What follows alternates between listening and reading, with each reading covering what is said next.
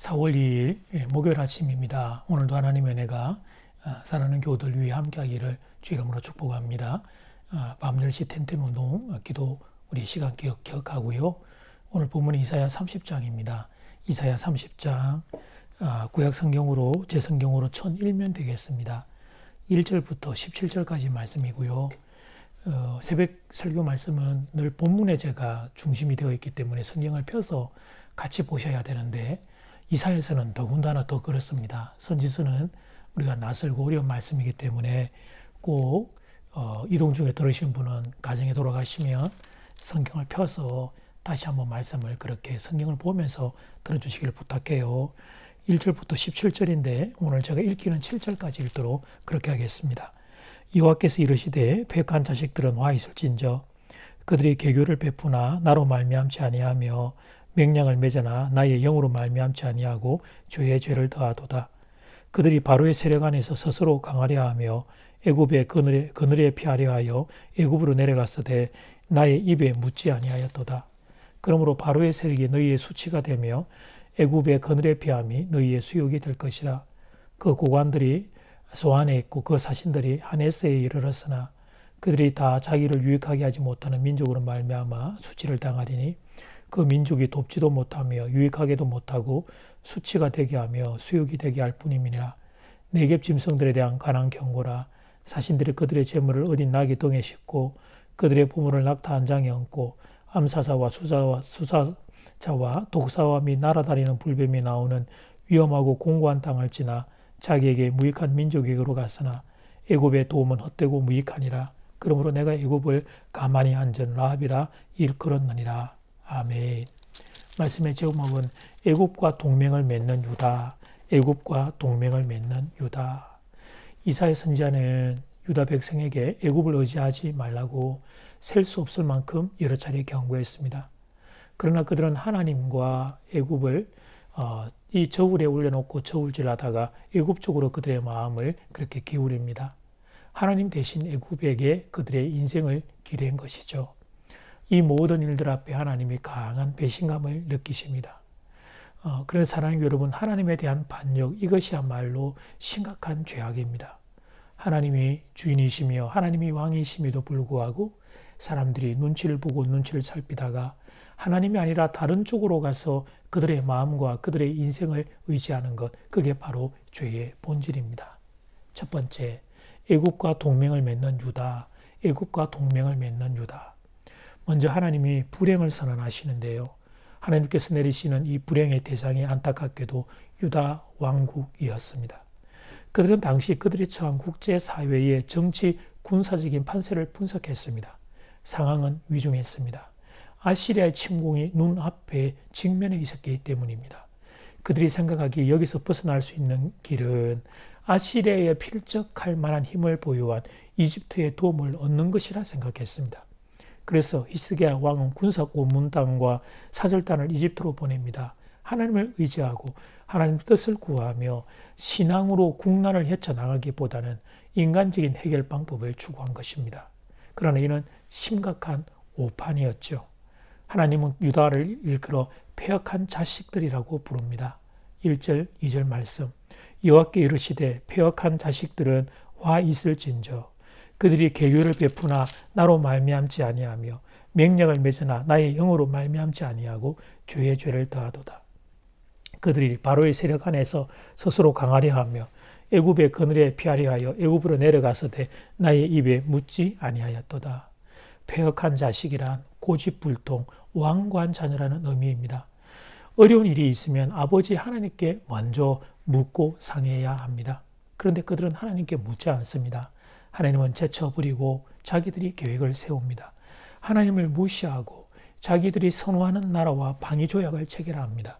하나님의 자녀라면서 하나님 아버지께 묻지 않고 자기 마음대로 독단적으로 행동한 것입니다.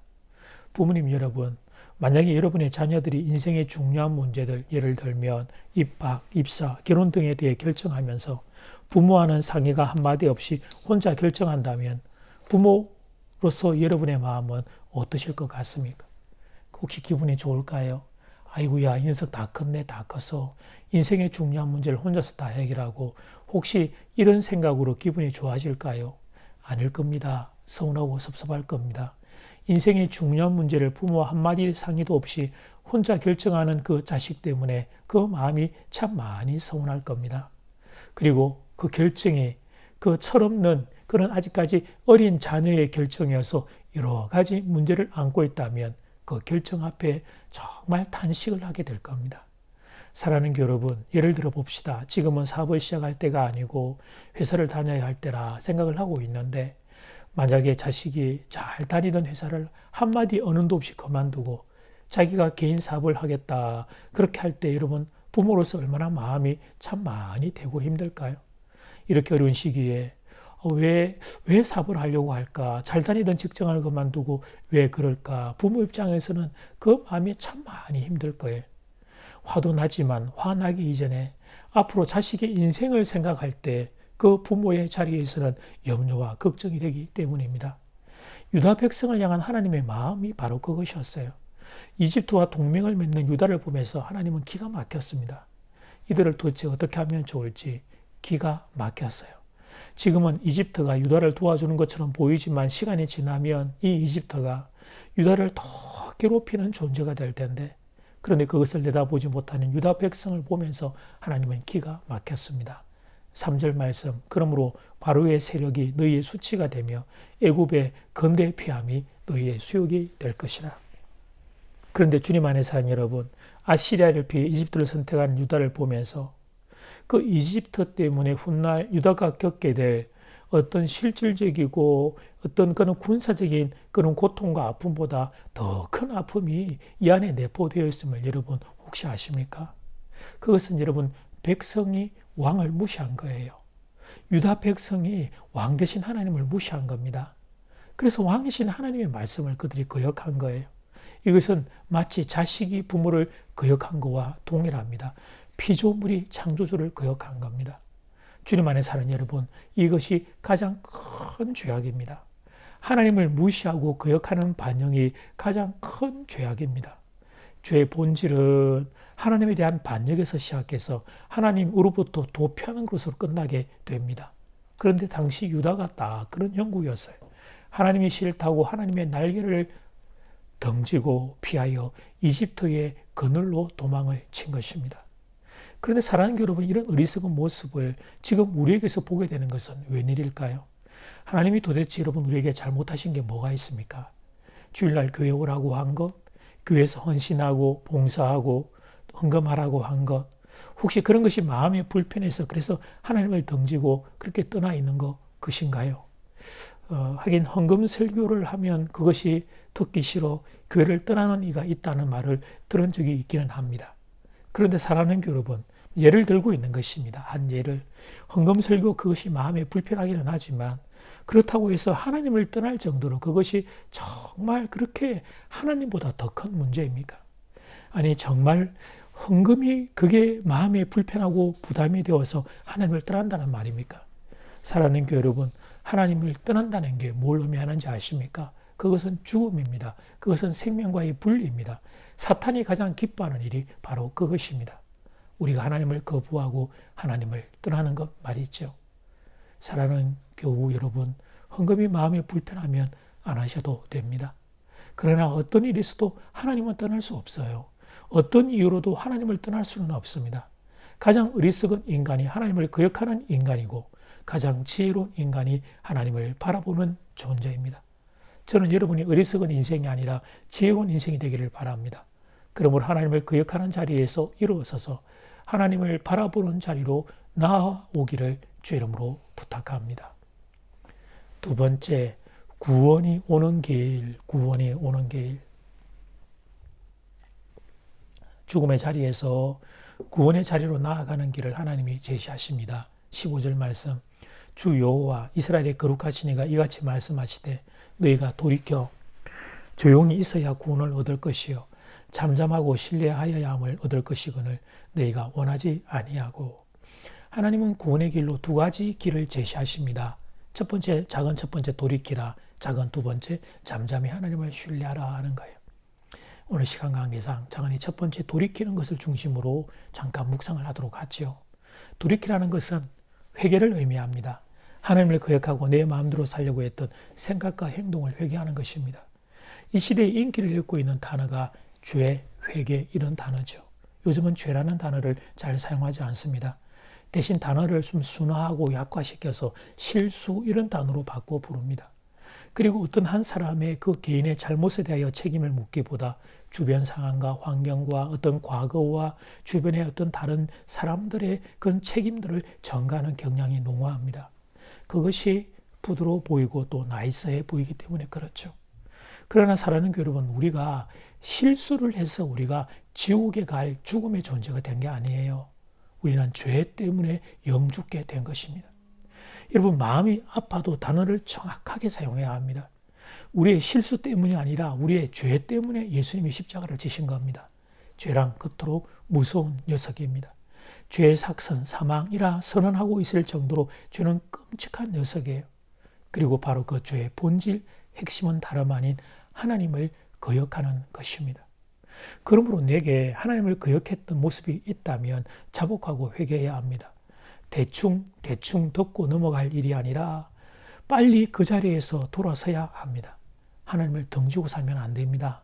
하나님을 향해 걸어가야 합니다. 이것만큼 중요한 것은 없어요. 죽음을 향하여 걸어가느냐 아니면 생명을 향하여 걸어가느냐 이것만큼 중요한 주제는 없습니다. 사랑하는 여러분, 인생은 방향이죠. 속도보다 방향이 더 중요합니다. 만약에 여러분 우리가 서울을 향해 가야 하는데 목표로 방향을 잡았다. 그래서 나 빨리 가겠다고 그 페라리나 어떤 그런 고급 성용차 스포츠카를 타고 여러분 달린다고 그 사람이 지금 잘하고 있는 걸까요? 그건 정말 어리석고 미련한 인생입니다. 방향을 잘 정해야 합니다. 생명의 방향을 설정해야 합니다. 그리고 한 걸음 한 걸음 그 생명의 방향을 향하여 걸어가는 거예요.